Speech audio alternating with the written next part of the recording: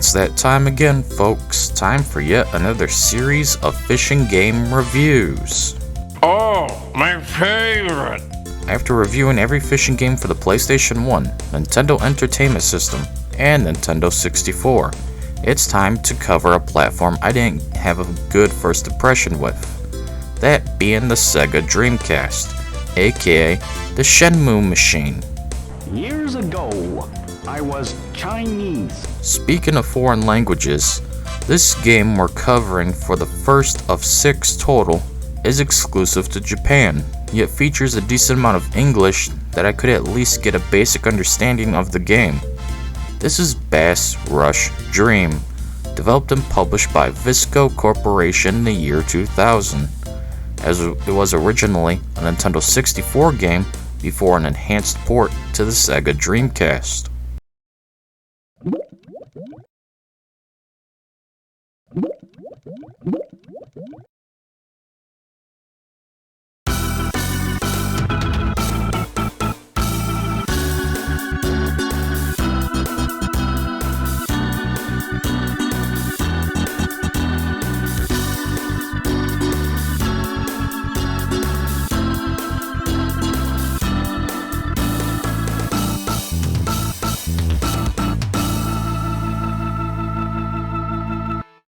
The first thing I want to talk about is, of course, the language barrier. This is a Japan exclusive game, so it's mostly in Japanese. Yeah, Chinese, Japanese, dirty knees, look at these. Hey, what do you say we get some of them burritos? Thankfully, you can see a lot of the UI is in English, however, so this allowed me to play the game, as I wanted to truly cover every fishing game for the system. Unlike when I came to the N64, NES, and PS1, where I only covered the English games. Also, I will not review games that feature fishing, only games that are about fishing. So there's any Dreamcast games where you can fish, but it's not the core gameplay, then it won't be featured in the future compilation. Of course! Honestly, I had no problems understanding this game, as it's very simple, though the controls did take some time to get used to. I mean, have you seen the Dreamcast controller? And people thought Nintendo 64 was bad. You ain't lying. The Sega Dreamcast wasn't very good in many ways, but one thing that hindered it greatly was its controller. I mean, just look at the bloody thing. It's like the Genesis and Saturn had a drunken three-way with Nintendo 64. After one night of spit roasting, they found out the 64 was having a baby. Not knowing who the father was, they both manned up to be responsible helping raise the child together with Nintendo 64, except they weren't expecting this thing to pop out 8 months later, leaving them both to scream. Jesus Christ! Anyways, you use the analog stick for movement and the D-pad for menus. A is to confirm and cast, B is to cancel and pull out, something Saturn and Genesis didn't bother to do in the first place, and here we are. X is to change camera zoom, and Y is for camera swapping. The left trigger is for camera swapping, and the right is to reel in faster. Start pauses the game, and that's the basics in a nutshell.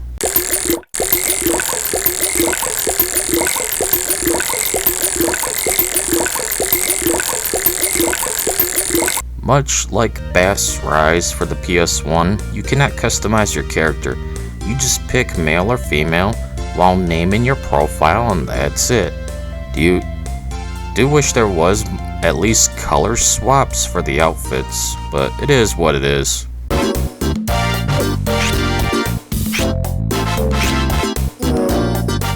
Before fishing, we need to set up a few things, like picking one of 6 lakes to fish in.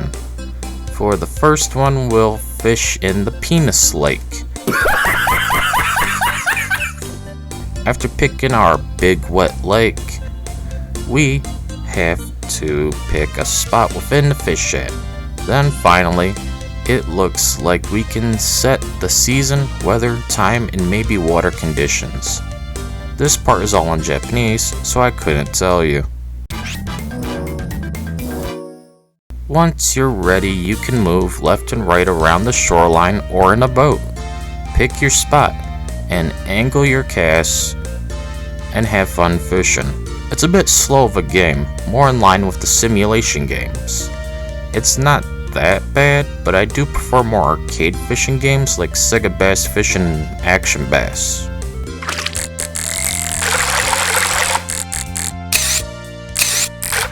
It's neat we can at least toggle the camera in a few ways to see above or at the level of the lure. We can also zoom in and out.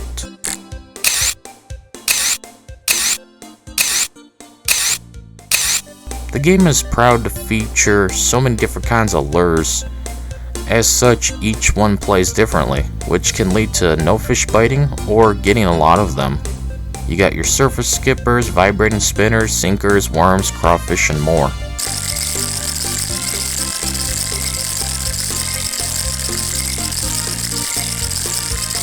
Once a fish bites, it's all about the line tension and wearing them down. You can alter your pole position to combat this tension as shown above in the bar. If it fills up, your line will break, so try to angle your pole with the fish as you tango.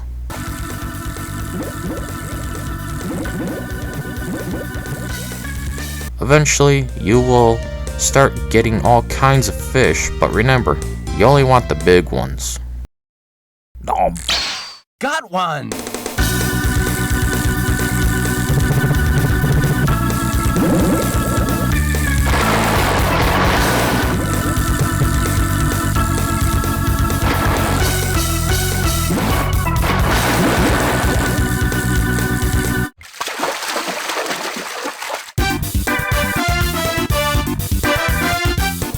Good size. Eventually, you will want to switch locations, and unlike some other fishing games I've played, you won't have to quit the game to switch. I'm looking at you, Bassmasters 2000 and Bass Hunter 64. Alright, just go ahead and sue me. Exploring the underwater is fun. Even if it's only a small area, I just like the underwater ambience.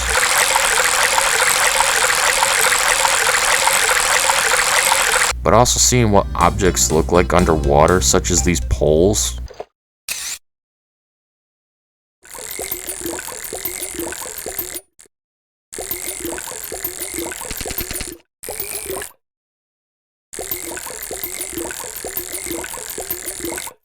But also a sunken ship. As a kid, I was always fascinated with sinking ships and wanted to explore them.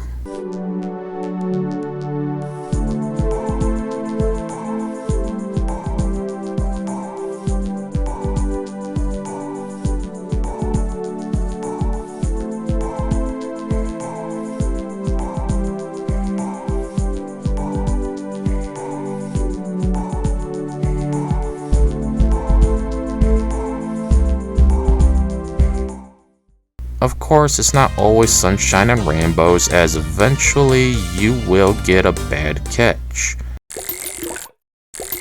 Nom. Got one!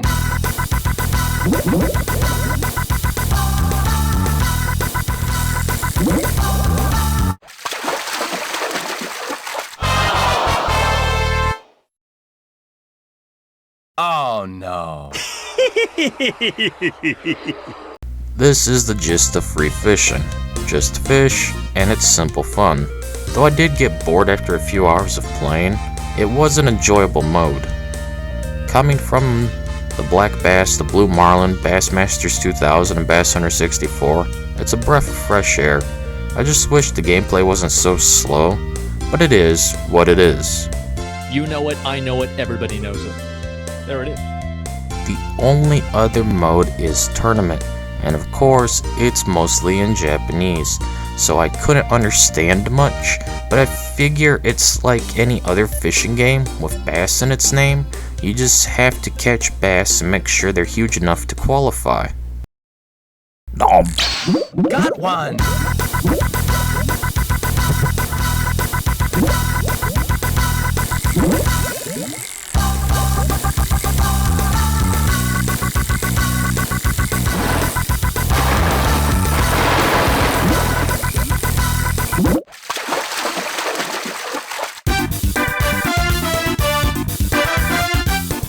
It's small.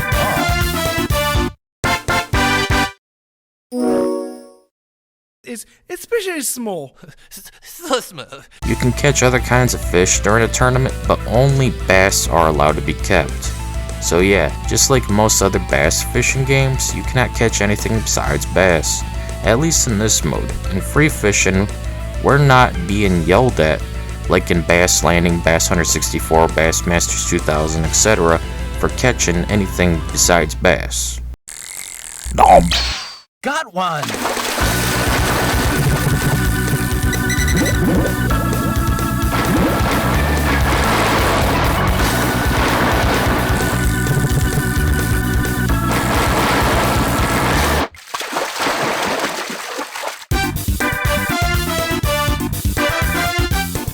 Good side.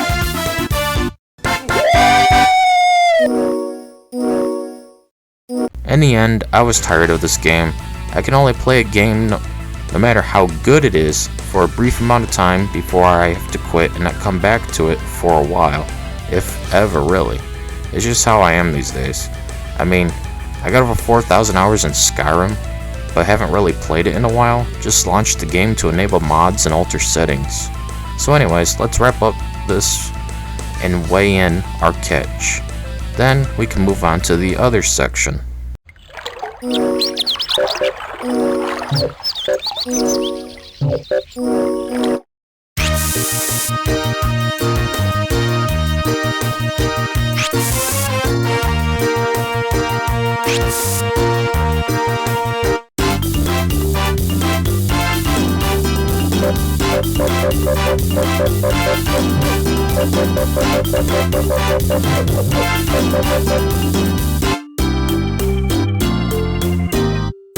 Yes! Something you may have noticed during this review is, why is the audio quality so bad? Not even once. Well, sorry, but I'm using a $12 microphone from Amazon. It's a TK Go U brand one, and it looks like this. Oh wait, you probably meant the game's audio quality.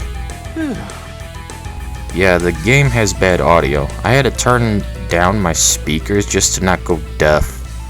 It's just bad for some reason, and isn't the recording my fault or emulation or anything of the sort. It's just how the game is apparently.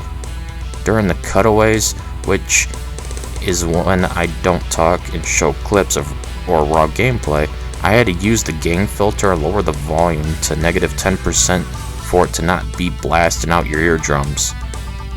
You ready to hear it in its raw glory? Oh, hell no!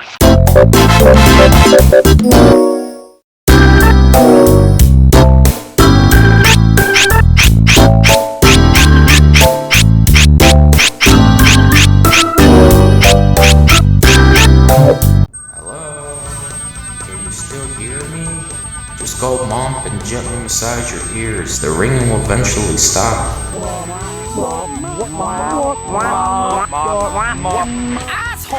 Anyways, you can view things like lures, fish, and records on catches and tournaments wins within this information screen. It's a neat little spot to learn about how each lure type works and what each fish prefer, let alone are located in. Well, so long as you can read Japanese, that is. I like the fish section most, just because of how good these models are. I mean, this console can pull off some decent visuals. This is definitely a highlight. Even PlayStation 2 doesn't have these quality of fish.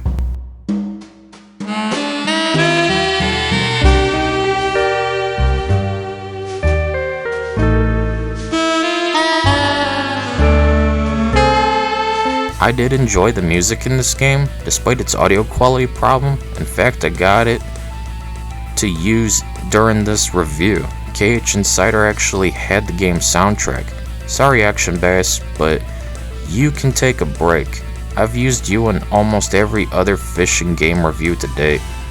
Just enjoy this short clip and let's move on to the overall already. I need to cut back on making these videos so long. The longer reviews always do so poorly.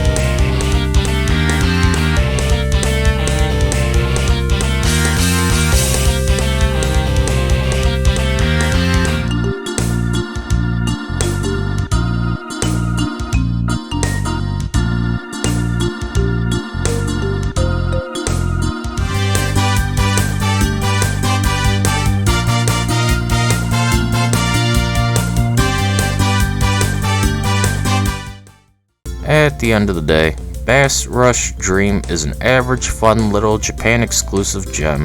It has some faults, but overall, I had fun, and that's the most important thing for a game. やっぱほんまもう迫力がちゃうな To be fun, to be worth your time, to be worth the money. If it's boring, it's automatically a bad game. If it's broken, it's automatically a bad game. That's how I view it, and thankfully for the first fishing game I've reviewed for the Sega Dreamcast, Bass Rush Dream left a good impression and a higher expectation for future fishing games on this platform. Eventually I'll tackle the last 5 games, being Lake Masters Pro, Real Fishing Wild, Sega Bass Fishing, Sega Bass Fishing 2, and Sega Marine Fishing. Till then, this will have to do. Anyways, that's it for this video. See you all later. Nom. 俺 Nom. Got one!